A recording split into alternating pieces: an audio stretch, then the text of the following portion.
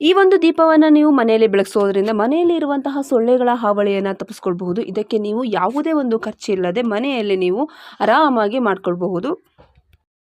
ಇದಕ್ಕೆ ನೀವು ಒಂದು 10 ಲವಂಗವನ್ನು ತೆಗೆದುಕೊಂಡು ಚೆನ್ನಾಗಿ ಅದನ್ನು ಪುಡಿ ಮಾಡ್ಕೊಂಡ್ಮೇಲೆ ಒಂದು ಈರುಳ್ಳಿಯನ್ನು ತೆಗೆದುಕೊಳ್ಬೇಕು. ಈರುಳ್ಳಿಯನ್ನು ನೀವು ಹಿಂಭಾಗ ಮತ್ತು ಮುಂಭಾಗ ಎರಡು ಕಡೆಯೂ ನೀವು ಕಟ್ ಮಾಡಿದ ಮೇಲೆ ಚೆನ್ನಾಗಿ ಅದರಲ್ಲಿರುವಂಥ ಸಿಪ್ಪೆಯನ್ನು ತೆಗಿಬೇಕು. ಸಿಪ್ಪೆಯನ್ನು ತೆಗೆದು ಆ ಒಂದು ಮೇಲ್ಭಾಗ ಏನಿರುತ್ತೆ ಮೇಲ್ಭಾಗದಲ್ಲಿ ಈರುಳ್ಳಿಯನ್ನು ಕೊರೆದು ಆ ಒಳಗಡೆ ಇರುವಂತಹ ಎಲ್ಲ ಒಂದು ಈರುಳ್ಳಿಯನ್ನು ತೆಗೆದು ಹೊರಗೆ ಹಾಕಿ ಅದಕ್ಕೆ ಒಂದು 2 ಟೇಬಲ್ ಸ್ಪೂನಷ್ಟು ಎಳ್ಳೆಣ್ಣೆಯನ್ನು ಹಾಕಬೇಕು. ಇದಕ್ಕೆ ಯಾವುದೇ ಕಾರಣಕ್ಕೂ ಬೇರೆ ಎಣ್ಣೆಯನ್ನು ಬಳಸಬಾರ್ದು.